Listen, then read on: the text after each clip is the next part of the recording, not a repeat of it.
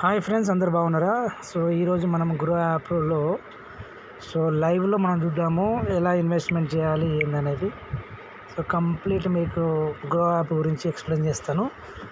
So దీంట్లో మనము first amount add చేసుకోవాలి. అమౌంట్ ఎట్లా యాడ్ చేసుకోవాలి, ఎలా ఇన్వెస్ట్ చేయాలి అని చెప్తాను నేను. సో ముందు మన హోల్డింగ్స్ చూద్దాము. So 2,37,000, so 46,000 profit. సో ఇది ప్రాఫిట్. సో ఇది ఓకే. సో ఇప్పుడు మనం మన ప్రొఫైల్కి వెళ్ళాలి. యాడ్ మనీ ఉంటుంది, యాడ్ మనీ మీద క్లిక్ చేయాలి. సో ఫ్రెండ్స్, ఇప్పుడు మనం యాడ్ మనీ మీద క్లిక్ చేసి మనం ఇప్పుడు అమౌంట్ యాడ్ చేసినాము. సో దీన్ని మనం ఇప్పుడు దేంట్లో ఇన్వెస్ట్ చేద్దామో చూద్దాము. సో ఇవాళ 6th May 2024. సో మనం ఈటీఎఫ్లో ఇన్వెస్ట్ చేద్దాం అనుకుంటున్నాము. సో ఈటీఎఫ్లో నిపాన్ ఇండియా నిఫ్టీ 50లో ఇన్వెస్ట్మెంట్ చేద్దామని చూస్తున్నాము. యాక్చువల్గా ఇది సో 52 వీక్లో 254 ఉంది. సో ఇది సిచ్యువేషను. సో కన్సాలిడేట్లో జోన్లో ఉంది ఇది. సో ఓవరాల్ ఫ్యూచర్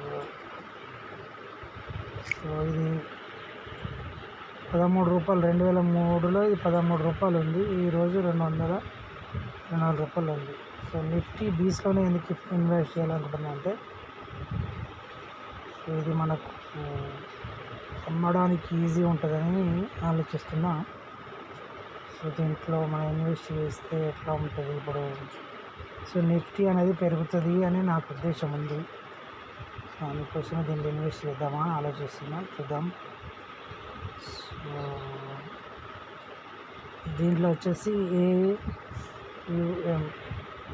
ఏయుఎం వచ్చేసి 23,687 crores. PE వచ్చేసి 23 ఉంది. ఎక్స్పెన్స్ రేషియో వచ్చేసి 0.01 ఉంది.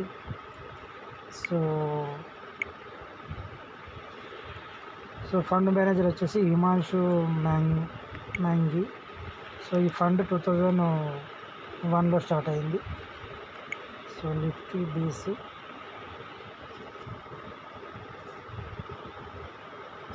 ఎస్బీఐ నిఫ్టీ బీస్ ఉంది, ఐసిఐసిఐ పొటెన్షియల్ ఉంది, హెచ్డిఎఫ్సి నిఫ్టీ ఉంది, మెరే అసెట్స్ నిఫ్టీ ఉంది.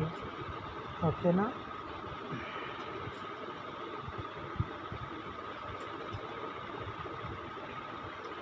ఎల్ఐసి నిఫ్టీ ఉంది. సో ఇవన్నీ నిఫ్టీలు ఉన్నాయి.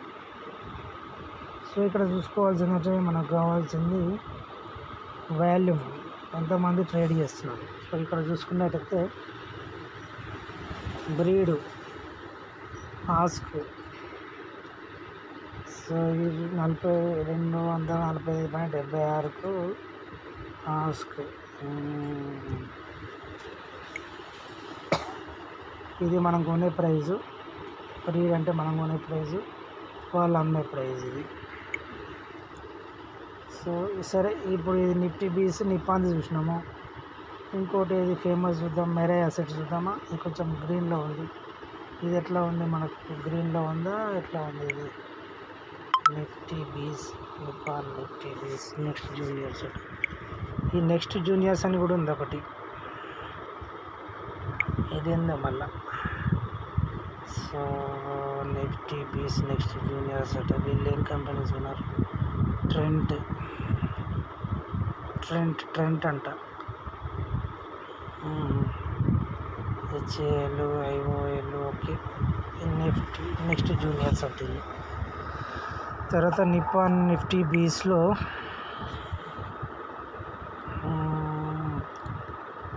దేంట్లో మనం ఇంకో కంపెనీ చూస్తే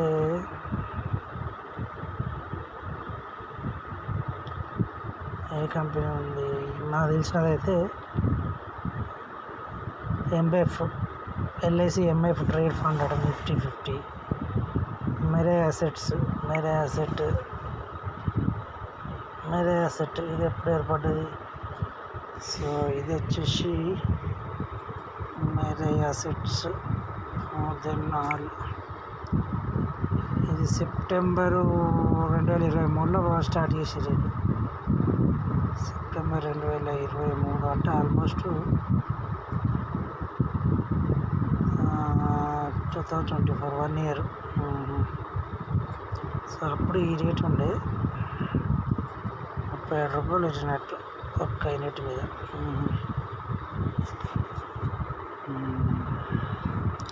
సో దీనిలో అమ్మేటోళ్ళు 2 లక్షల మంది ఉన్నారు.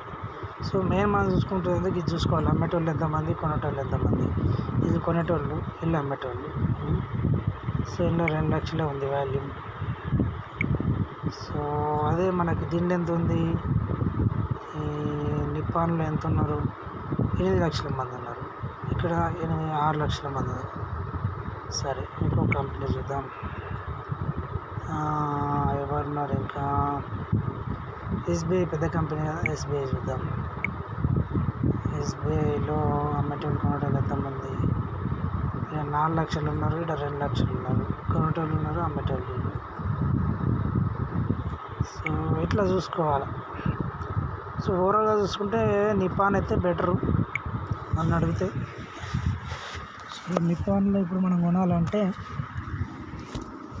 ఎంత ఇన్వెస్ట్ చేయాలా. సో ఇంకొకటి కూడా చూద్దాము, మనకు డివిడెంట్ బోనస్లు ఇచ్చే కంపెనీలు ఏమని కూడా చూద్దాం. సో ఫ్రెండ్స్, ఇప్పుడు మనము అప్కమింగ్ డివిడెంట్ లిస్ట్ చూసినట్టయితే, సో ఇలా చూసుకోండి, డివిడెంట్ రికార్డ్ డేట్ కంటే ముందు ఉండాలి. సో 3 తారీఖు అయిపోయింది Sanofi. So 11th Venus Indian అంట, ఇది వీనస్ ఇండియన్ మెటల్ అట. సో ఇవి అయిపోయినాయి, ఇవన్నీ ఏప్రిల్. సో ఇది కూడా అయిపోయింది మేది, నెక్స్ట్ డేట్లు అయిపోయినాయి. సో